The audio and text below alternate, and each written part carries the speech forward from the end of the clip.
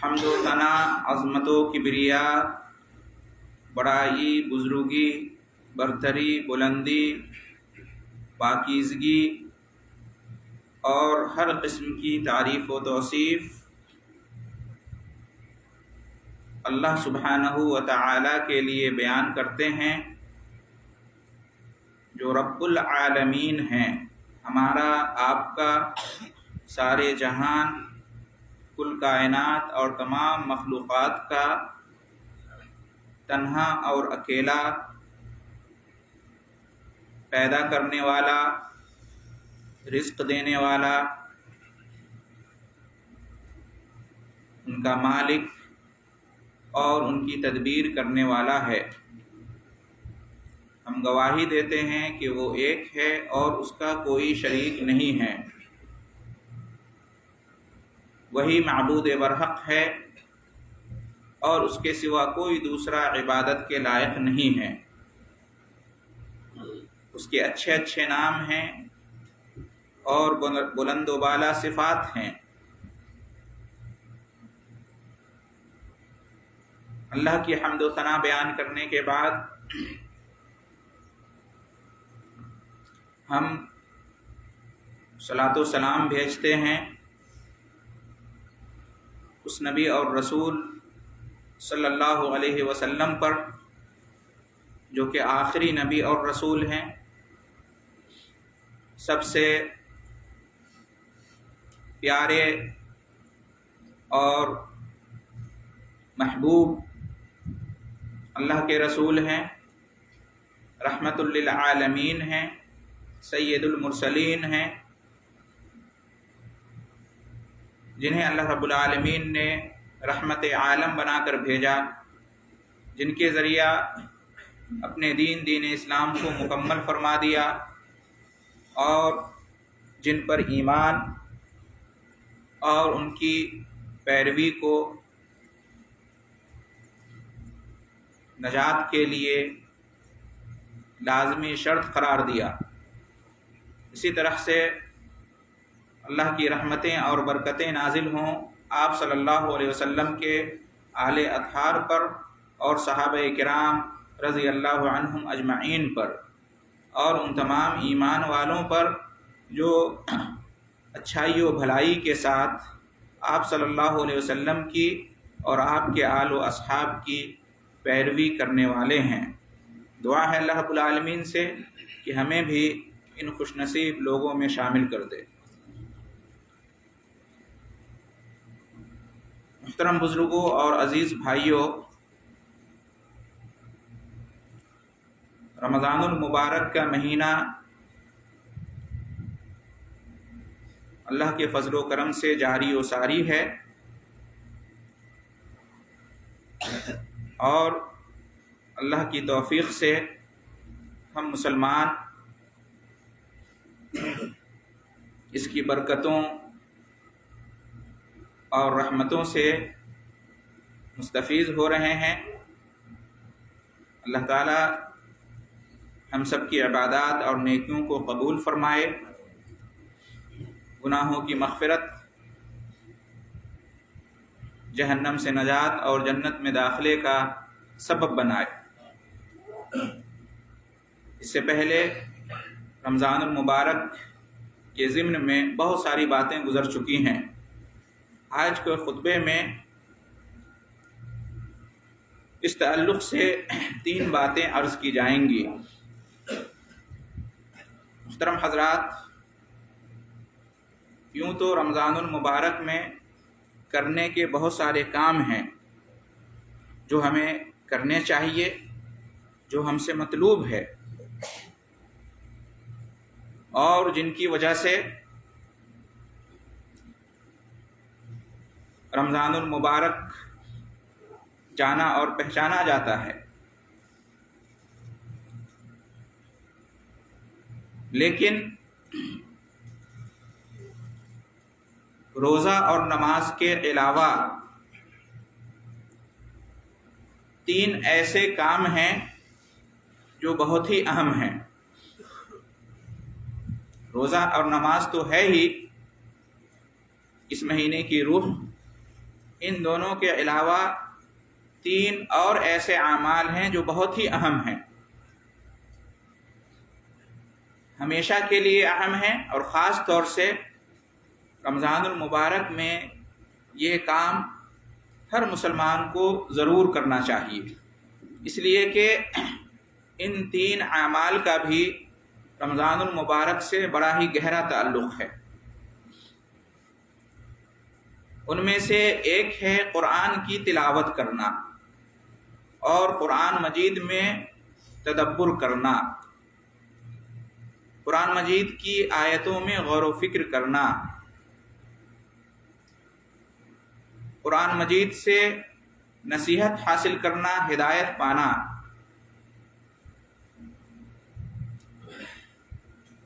یہ رمضان کا مہینہ صرف روزے اور نماز کا مہینہ نہیں ہے، بلکہ یہ قرآن کا مہینہ ہے۔ اس سے پہلے گزر چکا ہے کہ قرآن مجید اسی ماہ مبارک میں نازل ہوا ہے، شہر رمضان الذی انزل فیہ القرآن۔ لہذا قرآن کا اور رمضان کا آپس میں بڑا ہی گہرا تعلق ہے۔ اس تعلق کو آپ یوں بھی سمجھ سکتے ہیں کہ نبی کریم صلی اللہ علیہ وسلم ہر رمضان میں حضرت جبریل علیہ السلام کے ساتھ قرآن کا دورہ کیا کرتے تھے، اور کم سے کم ایک بار ضرور اس طرح سے ختم قرآن کیا کرتے تھے۔ رمضان اور قرآن کا تعلق کتنا گہرا ہے اور کتنا مضبوط ہے، اس کو یوں بھی سمجھ سکتے ہیں کہ سورہ بقرہ میں اللہ رب العالمین نے رمضان اور روزے کے احکام اور مسائل کو ایک ہی جگہ 5 آیتوں میں ذکر کیا ہے، بیان کیا ہے۔ آیت نمبر 183 سے لے کر 187 تک۔ جب ان 5 آیتوں میں اللہ رب العالمین نے رمضان اور روزے کے احکام و مسائل کو بیان کیا، تو اسی کے دوران اللہ تعالیٰ نے خاص طور پر دعا کا بھی ذکر کیا ہے، جیسا کہ انشاءاللہ اس کی بات آئے گی۔ بات ہو رہی تھی قرآن مجید کے تعلق سے کہ یہ قرآن کا مہینہ ہے۔ سلف صالحین کے بارے میں آتا ہے کہ وہ قرآن مجید کے ساتھ ان کا اس طرح سے تعلق تھا، اتنا زیادہ اہتمام کرتے تھے قرآن کی تلاوت کا کہ ہر 3 دن پر ایک مرتبہ قرآن مجید ختم کر لیا کرتے تھے۔ بعض کے بارے میں آتا ہے کہ ہر 7 دنوں میں ایک بار قرآن مجید ختم ہو جایا کرتا تھا، اور بعض کے بارے میں آتا ہے کہ ہر 10 دن میں ایک بار قرآن مجید ختم ہو جایا کرتا تھا۔ بعض کے بارے میں تو یہاں تک آیا ہے کہ روزانہ قرآن مجید ختم کیا کرتے تھے۔ امام شافعی کے بارے میں تو یہاں تک کہا جاتا ہے کہ رمضان میں 60 مرتبہ قرآن مجید کو ختم کرتے تھے، یعنی ایک دن میں 2 بار قرآن مجید ختم کر لیا کرتے تھے۔ حالانکہ شریعت کی روشنی میں اور سلف صالحین کے اقوال کی روشنی میں عام دنوں میں قرآن مجید 3 دنوں سے زیادہ سے کم میں ختم نہیں کرنا چاہیے۔ اگر کوئی قرآن مجید سے بہت زیادہ محبت اور لگاؤ رکھتا ہے اور بار بار قرآن مجید کو ختم کرنا چاہتا ہے تو کم سے کم 3 دن میں قرآن مجید ختم کرے، اس سے کم میں قرآن مجید نہیں ختم کرنا چاہیے، تاکہ قرآن کی تلاوت کے جو آداب ہیں اور پھر قرآن مجید میں جو تدبر ہونا چاہیے وہ بھی حاصل رہے۔ عام دنوں میں اگر انسان 1 دن میں 2 دن میں قرآن مجید ختم کرے تو یہ مقصد اور یہ فائدہ قرآن کی تلاوت کے جو تقاضے ہیں، جو آداب ہیں اور جو تدبر ہونا چاہیے وہ حاصل نہیں ہو پاتا ہے۔ لیکن جو فضیلت والے دن ہیں جیسے کہ رمضان کا مہینہ ہے، یا فضیلت والی جگہ ہے جیسے کہ حرمین شریفین ہیں، تو کہتے ہیں کہ ان فضیلت والے موسم میں اور فضیلت والی جگہوں میں کوئی حرج کی بات نہیں ہے کہ انسان ایک دن میں 2 دن میں قرآن مجید ختم کر لے، کیونکہ فضیلت والے دن ہیں، فضیلت والی جگہیں ہیں، زیادہ اجر و ثواب ملتا ہے۔ تو سلف صالحین کا یہ تعلق تھا قرآن مجید کے تعلق سے۔ ویسے بھی قرآن مجید کی تلاوت کرنے کے بہت سارے اجر و ثواب بیان کیے گئے ہیں۔ قرآن مجید کی تلاوت کی فضیلت یہ ہے کہ اس کے ہر حرف کی تلاوت کے بدلے میں 10 گنا نیکی ملتی ہے۔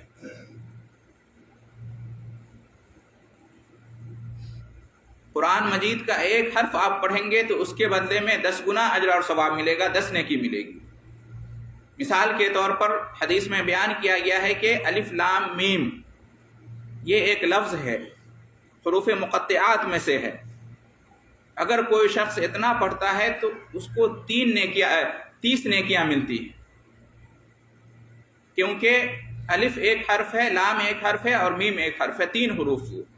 3 حروف کسی نے پڑھا تو اس کو گویا کہ 30 نیکیاں ملیں گی، 10 گنا اجر و ثواب۔ قرآن مجید کی تلاوت کا اجر و ثواب یہ ہے کہ نبی کریم صلی اللہ علیہ وسلم نے ارشاد فرمایا اقرأوا القرآن فإنه یاتی یوم القیامت شفیعا لأصحابہ، قرآن مجید پڑھا کرو اس لیے کہ قرآن قیامت کے دن قرآن پڑھنے والوں کے لیے سفارشی بن کر آئے گا۔ یعنی جو آج دنیا میں قرآن مجید کی تلاوت کرے گا، اس میں تدبر کرے گا، اس پر عمل کرے گا، اس کو قیامت کے دن یہ فائدہ ملے گا کہ قرآن مجید اللہ رب العالمین کے حضور آ کر اس کے لیے سفارش کرے گا، شفاعت کرے گا کہ اللہ تعالیٰ اسے بخش دے، اسے معاف کر دے، اس پر رحم فرما، اسے جہنم سے نجات دے دے، اسے جنت میں داخلہ نصیب فرما دے۔ ذرا سوچئے، قرآن مجید جو اللہ کی کتاب ہے، اللہ کا کلام ہے، وہ سفارش کرے گا، اور جب قرآن سفارش کرے گا تو ظاہر سی بات ہے اللہ رب العالمین اس کی سفارش کو قبول فرمائے گا۔ آج ہم لوگ سفارش حاصل کرنے کے لیے پتہ نہیں کیا کیا کرتے ہیں، کہاں کہاں جاتے ہیں۔ بعض مسلمان بھائی تو اللہ ان کو ہدایت دے شرک و بدعت کا کام کر بیٹھتے ہیں، لیکن اتنا آسان نسخہ ہے سفارش پانے کے لیے۔ قرآن کی تلاوت کریں، قرآن میں تدبر کریں، قرآن سے نصیحت حاصل کریں، یہ قرآن اللہ رب العالمین کے سامنے قیامت کے دن آ کر سفارش کرے گا۔ قرآن اور رمضان کا کیا تعلق ہے، اس کو یوں بھی سمجھیں کہ جب اللہ کے رسول صلی اللہ علیہ وسلم نے ایک حدیث میں روزے کی فضیلت بیان کی تو روزے کے ساتھ ساتھ قرآن کی بھی فضیلت بیان کی، دونوں کو ایک ساتھ بیان کیا، اور فرمایا کہ ان الصیام والقرآن یشفعان للعبد یوم القیامہ، کہ روزہ اور قرآن دونوں قیامت کے دن بندے کے لیے سفارش کریں گے۔ ایک طرف سے روزہ آئے گا اور کہے گا کہ اے میرے رب، یہ بندہ دن بھر میری وجہ سے بھوکا اور پیاسا رہتا تھا، نہ کھاتا تھا نہ پیتا تھا، جبکہ کھانا پینا عام دنوں میں اس کے لیے حلال تھا، کھانے پینے کی چیزیں موجود رہتی تھی، پھر بھی نہیں کھاتا تھا صبح سے لے کر شام تک، تیرے حکم پر عمل کرتے ہوئے، تیری عبادت کے لیے، تیرے لیے اخلاص کی وجہ سے۔ تو اے اللہ رب العالمین اسے بخش دے، اسے معاف کر دے، اس پہ رحم فرما، اسے نجات دے دے، اسے نعمتوں والی جنت میں داخل کر دے۔ دوسری طرف سے قرآن آئے گا اور وہ بھی سفارش کرے گا، اے اللہ، اے رب العالمین، یہ میری وجہ سے رات میں اچھی طرح سے سوتا نہیں تھا، آرام نہیں کرتا تھا، راتوں میں اٹھ کے اپنی نیند کو قربان کر کے میری تلاوت کرتا تھا، میرے اندر تدبر کرتا تھا، تو اے اللہ رب العالمین اس پر رحم فرمائے، اسے بخش دے، اسے معاف کر دے، اسے نجات دے دے، اسے جنت میں داخلہ نصیب فرما دے۔ تو اس سے بھی ہم سمجھ سکتے ہیں کہ قرآن اور رمضان کا آپس میں بڑا گہرا تعلق ہے۔ اس لیے اس ماہ مبارک میں ہم جہاں روزہ رکھنے کا اہتمام کرتے ہیں، نمازوں کا اہتمام کرتے ہیں، وہیں ہمیں قرآن کا بھی اہتمام کرنا چاہیے۔ اور رمضان میں ایک بار نہیں کئی بار ہمیں قرآن ختم کرنا چاہیے۔ بعض لوگ سمجھتے ہیں کہ تراویح میں ہم قرآن سن لیتے ہیں تو یہ کافی ہے، یہ کافی نہیں ہے۔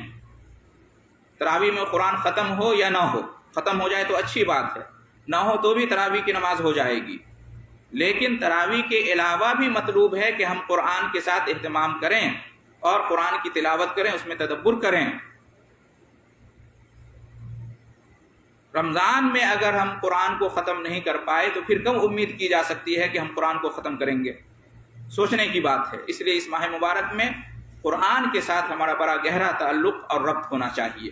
روزے دار کی پہچان ہے کہ وہ قرآن کی تلاوت کرتا ہے، نمازی کی پہچان ہے کہ وہ قرآن کی تلاوت کرتا ہے۔ تو ایک چیز یہ ہے۔ دوسری چیز جو ان تین اہم کاموں میں ہے، اللہ تعالیٰ سے دعا کرنا۔ دعا کا بھی رمضان سے بڑا گہرا تعلق ہے۔ میں نے بیان کیا کہ سورہ بقرہ میں اللہ رب العالمین نے جہاں روزے کے احکام اور مسائل بیان کیے اور رمضان کے بارے میں گفتگو کی، کلام کیا، تو وہیں پر اللہ رب العالمین نے دعا کا ذکر کیا۔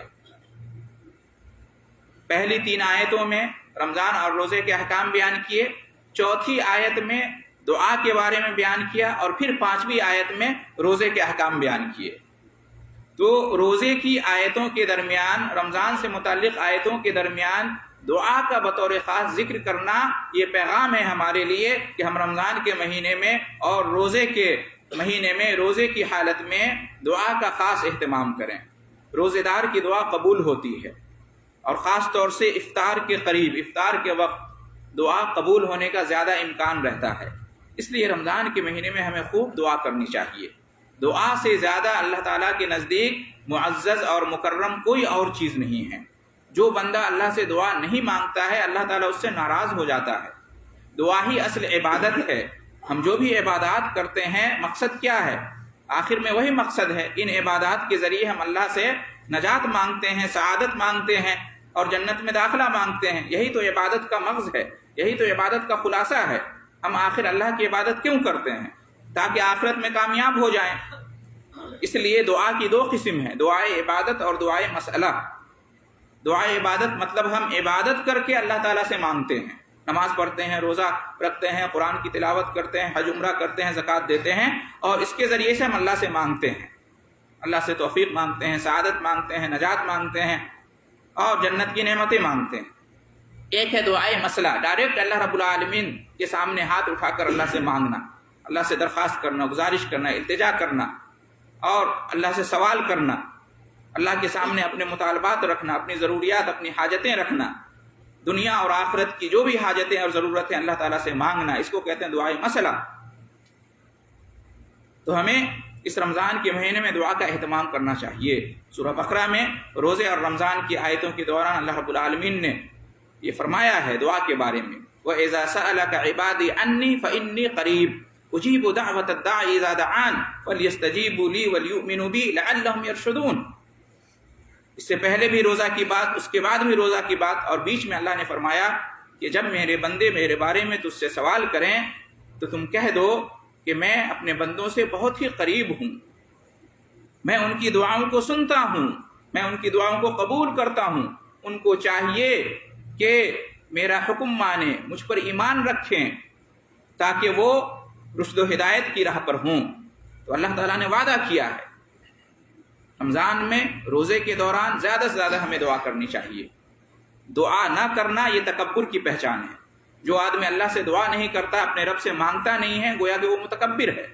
اور ایسے لوگوں کے بارے میں اللہ رب العالمین نے فرمایا کہ ان الذین یستکبرون عن عبادتی سیدخلون جہنم داخرین، کہ جو لوگ میری عبادت سے، یعنی مجھ سے دعا کرنے سے، یہاں عبادت دعا کے معنی میں کہ جو لوگ میری دعا سے بیزاری اختیار کرتے ہیں، لا تعلق رہتے ہیں، دعا نہیں کرتے ہیں، دعا نہیں مانگتے ہیں، تو ایسے لوگ جہنم میں ذلیل و رسوا ہو کر داخل ہوں گے، کیونکہ یہ تکبر کی پہچان ہے۔ اللہ سے مانگنا چاہیے۔ دعا کی بڑی قدر و قیمت ہے۔ دعا سے تقدیر کے فیصلے بھی بدل جاتے ہیں۔ اللہ رب العالمین ہی کی طرف سے یہ نظام ہے، اس لیے ہمیں دعا خوب کرنی چاہیے۔ ہم اپنے لیے دعا کریں، اپنے والدین کی مغفرت کے لیے، ان پر اللہ رحم فرمائے، اس کے لیے دعا کریں، اپنے آل و اولاد کی صلاح و فلاح کے لیے دعا کریں، اپنی دنیا اور آخرت میں سعادت کے لیے دعا کریں، مظلوم مسلمانوں کے لیے دعا کریں، اللہ تعالیٰ ان کی مدد فرمائے۔